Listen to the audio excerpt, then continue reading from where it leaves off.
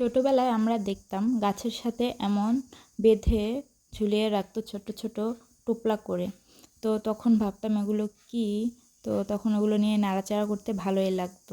তো অনেক দিন পরে আম্মু এবার চাল কুমড়া দিয়ে মোরব্বা বানাবে, তাই চাল কুমড়াটাকে কেচে নিয়ে ওইভাবে পানি ঝরতে রেখে দিয়েছে। তো তখন ভাবলাম একটু ভিডিও করাই যায়, এগুলো তো এখন দেখাই যায় না।